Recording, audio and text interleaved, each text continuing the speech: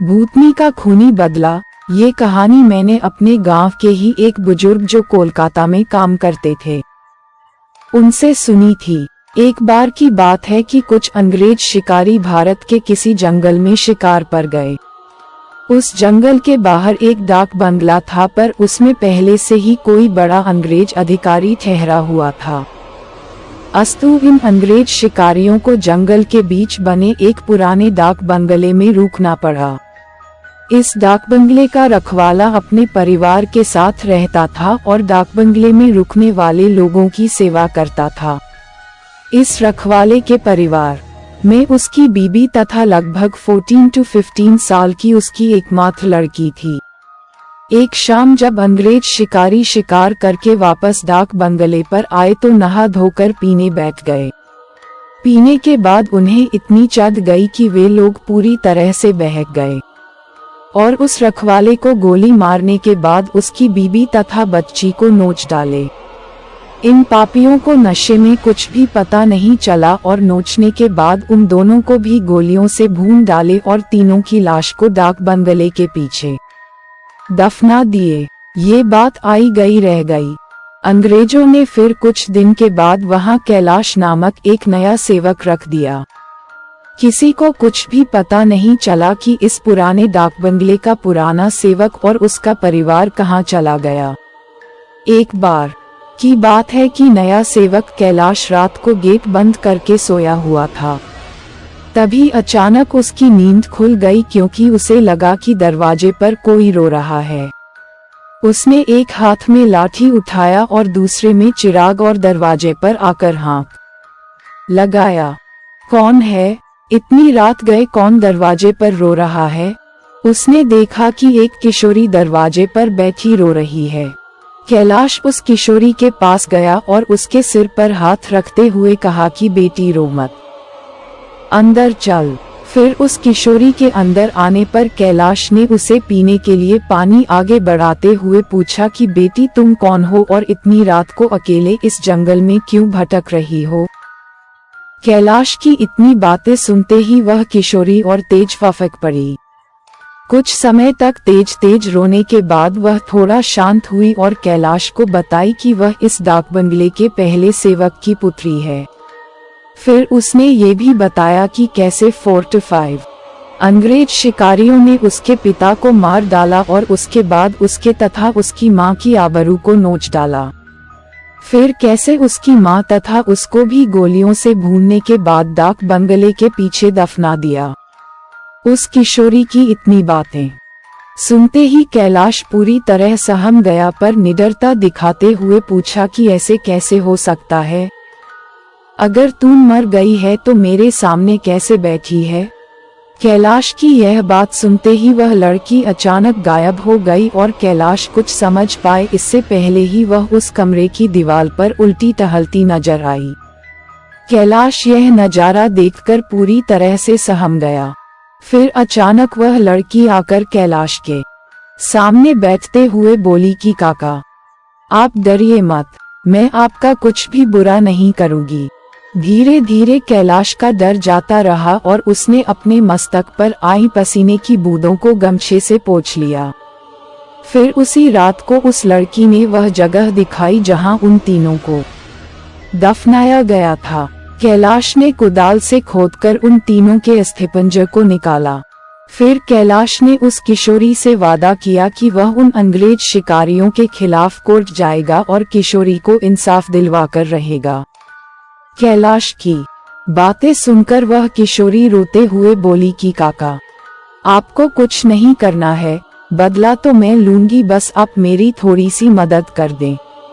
फिर क्या? उस किशोरी के बताए अनुसार कैलाश ने बीमारी का बहाना बनाकर उस डाक बंगले की नौकरी छोड़ दी तथा उस किशोरी को किए वादे के अनुसार उस किशोरी के माता पिता की अस्थियों को जला दिया तथा उन दोनों के नाम पर पूजा पाठ भी करवाया।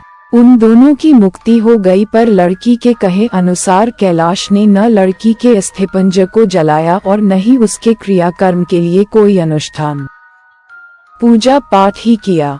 क्योंकि किशोरी ने कहा था कि अगर उसके लिए भी पूजा पाठ हो गई तो वह इस भूत ही योनि से मुक्त हो जाएगी और फिर उन दरिंदों से बदला नहीं ले पाएगी। समय बीतता गया और अब उस डाक बंगले में कोई नया सेवक आने को भी तैयार नहीं होता, क्योंकि कैलाश वहीं आसपास मंडराता रहता और नए आने वाले सेवक को भूत ही कहानी सुनाकर भगा देता। कभी कभी वह किशोरी भी अपनी भूत ही कारनामे से आने वाले नए सेवक को 9-2-11 कर देती। पर उस बंगले पर शिकारियों का आना कम नहीं हुआ।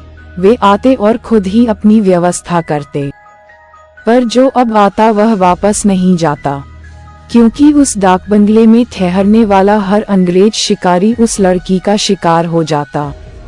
कभी कभी तो ऐसा होता कि वह लड़की किसी अंग्रेज शिकारी को अपने लटकों झटकों में फंसाकर उस डाक बंगले में लाती और रात को अपने असली रूप में आ जाती और डराकर उस अंग्रेज को मार डालती और उसका खून पी जाती।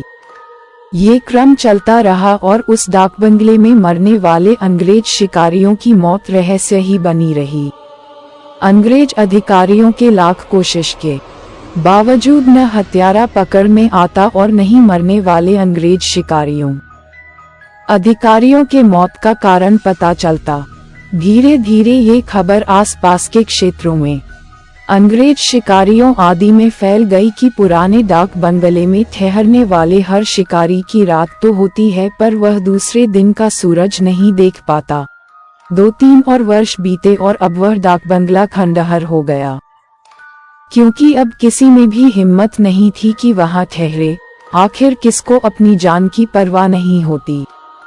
पर वह किशोरी भूतनी जो अब युवती बन गई थी, उसी डाक बंगले में रहकर अपने हत्यारों का इंतजार करती। दिन में उधर आने जाने वाले लोगों को उसका एहसास होता, क्योंकि वह बराबर रोती रहती पर किसी को दिखाई नहीं देती। एक बार की बात है कि वह युवा भूतनी उस जंगल में रह रहे एक युवा भूत तथा युवा भूतनी के संपर्क में आई। ये दोनों आदिवासी थे और जंगल में लकड़ी काटते समय किसी अंग्रेज शिकारी के शिकार बन गए थे। युवा भूतनी उन दोनों को लेकर शहर की ओर निकल गई। युवा भूतनी उन दोनों भूत भूतनी के साथ शहर में घूम घूम कर अपने हत्यारों की तलाश करती रही। 2-3 दिन की मेहनत के बाद ही वह अपने हत्यारों को पहचान ली। एक दिन वह शाम के समय खूब खूबसूरत युवती बनकर उनमें से एक हत्यारे अंग्रेज शिकारी के घर पर गई। घर पर उस अंग्रेज के सिवा कोई नहीं था। फिर उसने खूब लटके झटके दिखाए और उस अंग्रेज को अपनी सुंदरता में फांस लिया। रूप लुभावन हो तो अच्छे इच्छों को फंसते देर नहीं लगती। योजना के अनुसार वह दूसरे दिन भी उस अंग्रेज से मिली। फिर उसे पूरी तरह विश्वास में लेने के बाद एक दिन कही कि क्यों नहीं हम लोग शिकार पर चलें। अंग्रेज ने कहा कि अच्छी बात है, मेरे कुछ मित्र शिकारी हैं, उन्हें भी लेकर चलते हैं। फिर क्या था, उस युवती भूतनी ने उस अंग्रेज से कहा कि मेरी एक और सहेली है, वह भी बहुत ही खूबसूरत है और शिकार पर जाना पसंद करेगी। फिर दूसरे दिन उस युवती भूतनी ने अपने साथ आए हुए दूसरी युवा भूतनी से उस अंग्रेज शिकारी को मिलवाया। अब तो अंग्रेज पूरी तरह उस भूतनी के माया जाल रूप जाल में फंस चुका था। एक दिन सुबह सुबह वह अपने उन्हीं पुराने दोस्तों के साथ जंगल की ओर निकल पड़ा। दिन भर शिकार करते रहे और खूब मौज मस्ती भी। शाम होने को आई तो अंग्रेज शिकारियों ने कहा कि अब सूर्य ढलने लगा है, क्यों न हम लोग वापस शहर लौट चलें। अंग्रेज की बात सुनकर उस युवा भूतनी ने कहा कि नाना, आज रात हम लोग यहीं ठहर कर जंगल का आनंद उठाते हैं। पर एक अंग्रेज शिकारी ने कहा कि हमने पहले से डाक बंगला तो बुक किया नहीं है, ठहरेंगे कहाँ। फिर क्या था, वह युवा भूतनी मुस्कुराए और बोली कि इसी जंगल में दूसरी ओर मेरे एक मित्र आदिवासी की कुटिया है, हम रात वहीं बिताएंगे और खूब मौज मस्ती करेंगे। अब हुआ यूं कि उस युवा भूतनी की योजना के अनुसार देखते ही देखते उसके मित्र युवा भूत ने एक मड़ई तैयार कर ली थी। उसमें ऐशो आराम की सारी चीजें भी ला दी थी। उन दोनों युवा भूतनी के साथ ये अंग्रेज उस मड़ई में पहुंचे। इन अंग्रेज शिकारियों को उस मड़ई की दशा देखकर अजीब लगा, क्योंकि उस मड़ई में महलों, बड़े बड़े होटलों जैसी व्यवस्था थी। रात को पार्टी शुरू हुई तथा साथ ही अंग्रेज अधिकारियों की सिट्टी पिट्टी गुम होना ही। क्योंकि पहले तो उन दो युवा भूतनी जो देखने में बहुत खूबसूरत लग रही थी, अचानक बहुत ही डरावनी रूप बना ली। ऐसा रूप जिसे देखते ही अच्छे इच्छों की पैंट गीली हो जाए। फिर क्या था, उन भूतनियों ने ग्लास में खून भरकर लाकर उन अंग्रेजों को पिलाना शुरू कर दिया। किसी अंग्रेज की हिम्मत ही न थी कि वह ना करे, क्योंकि सबके सब पूरी तरह से डरे हुए थे और कांप रहे थे। अचानक आदिवासी युवा भी विकराल रूप में आ गया और अचानक उछलकर पास के एक मोटे पेड़ की मोटी शाखा को उछलकर इतना जोर से खींचा कि चर की आवाज के साथ वह मोटी शाखा टूट गई। उसके बाद वह विकराल भूत उन अंग्रेज शिकारियों में से एक को पकड़कर पैर के नीचे दबाकर देखते ही देखते चीर दिया और उसके खून को पीने लगा।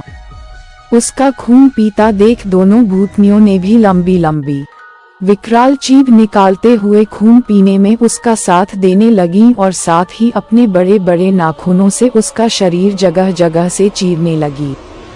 उस युवा भूतनी ने तो भयानक आवाज निकालते हुए दौड़कर एक दूसरे अंग्रेज शिकारी के पास पहुंची और उसकी आंखों में अपने विकराल भयावह भाले जैसे नखों को डालकर उसकी दोनों आंखों को निकालकर खा गई। इसके बाद उन तीनों भूतनी भूत ने एक एक कर सभी अंग्रेज शिकारियों को मार डाला। दूसरे दिन उन अंग्रेजों की खोज में गए अंग्रेज अधिकारियों को उनकी ऐसी विभत्स लाशें मिली जो देखने में बहुत ही भयावह लग रही थीं। उनको ऐसे नोचा गया था कि लगता था कि यह किसी मनुष्य या जानवर का काम ही नहीं हो सकता। कैलाश को तो सब कुछ पता ही था, पर वह किसी को कुछ नहीं बताया। फिर एक दिन समय निकालकर गोपनीय रूप से कैलाश ने उस युवा भूतनी के कंकाल को भी जला दिया तथा उसकी मुक्ति के लिए एक पूजा करवा दी। यह एक काल्पनिक कहानी है, पर हकीकत भी हो सकती है उन लोगों के लिए जो अपनी शक्ति संबंधों का नाजायज फायदा उठाते हुए गलत कार्यों को अंजाम देते हैं और उन्हें लगता है कि कोई उनका बाल बांका भी नहीं कर सकता। हमेशा वैसा ही कार्य करें जैसा आप दूसरों से अपने तथा अपनों के प्रति चाहते हैं। भूतनी का खूनी बदला। डरावनी कहानियाँ शेड वायर।